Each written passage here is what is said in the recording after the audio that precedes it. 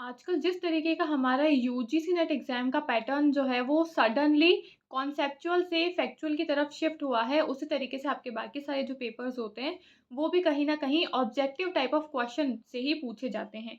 तो अब इससे हमको ये पता चलता है कि हमको चीज़ों को ज़्यादा याद रखने की ज़रूरत पड़ रही है। अगर लॉन्ग क्वेश्चन है तो उसमें तो आप अपने मन से भी कुछ बातें बना के लिख सकते हो, लेकिन अगर 1 वर्ड में आपको आंसर देना है, 4 ऑप्शन में से आपको एक आंसर चूज़ करना है, तो इसका मतलब ये है कि आपको बारीकी से चीज़ों को पढ़ना होगा और पढ़ना भी क्या होगा, आपको एक-एक चीज़ को रटना होगा। आपको सारी चीज़ें अगर याद होगी, तो आप फिर जाके 1 वर्ड का आंसर जो है वो दे पाओगे, ठीक है?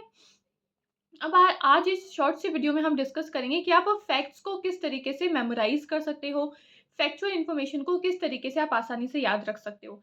सबसे पहले तो अगर आप कोई भी फैक्ट को पढ़ रहे हो, तो फैक्ट को सीधा जाके जंप मत करो उसके ऊपर उसको रटने के लिए। सबसे पहले फैक्ट के पीछे का कॉन्सेप्ट क्या है उसको समझने की कोशिश करो। पेपर 1 में भी जैसे हम काफ़ी सारी चीज़ें पढ़ते हैं, एनवायरनमेंट की जो यूनिट है उसमें काफ़ी सारी फैक्चुअल इन्फॉर्मेशन है।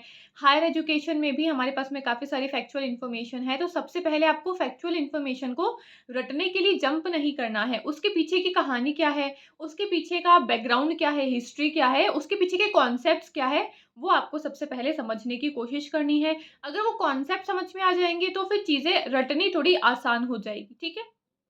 दूसरी चीज़, अब चीज़ें आपको रटनी तो पड़ेंगी, अगर फैक्ट्स याद रखने हैं तो यानी कि आपको उसको बार-बार रटना पड़ेगा। अब रटने के लिए कैसे करोगे?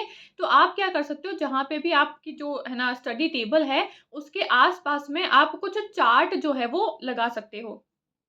उस चार्ट के अंदर आपकी सारी फैक्चुअल इन्फॉर्मेशन जो है वो आप लिख सकते हो। जैसे कि यूनिट 1 में क्या-क्या चीज़ें आपको याद रखनी है, यूनिट 2 में क्या-क्या चीज़ें याद रखनी है। तो 10 यूनिट्स के आप 10 पेपर जो है A4 साइज़ की शीट्स आती है, उसके ऊपर हर एक पेपर पे हर एक चैप्टर की जितनी भी फैक्चुअल इन्फॉर्मेशन है, वो सब एक जगह पे कलेक्ट रखो और डेली ये कोशिश करो कि मैं सुबह, दिन में और रात को पढ़ने से पहले आधा घंटा इस एक पेपर को दूँगा, ताकि मेरा सारा रिविज़न जो है वो हो जाएगा। फिर आपको ऐसे क्या करना है, डेली आपको रोज़ अपने कभी 2-3 चैप्टर को रिवाइज़ कर लिया, कभी एक ही चैप्टर को रिवाइज़ करा बार-बार और बार-बार उस शीट को आपको पढ़ना होगा, तभी आपके फैक्चुअल इन्फॉर्मेशन जो है वो आप याद रख पाओगे। फैक्ट्स को याद रखने का एक ही तरीका है, जितनी बार उसको रीड करोगे, उतनी ही बार वो आपके दिमाग में फिट होती जाएगी, ठीक है?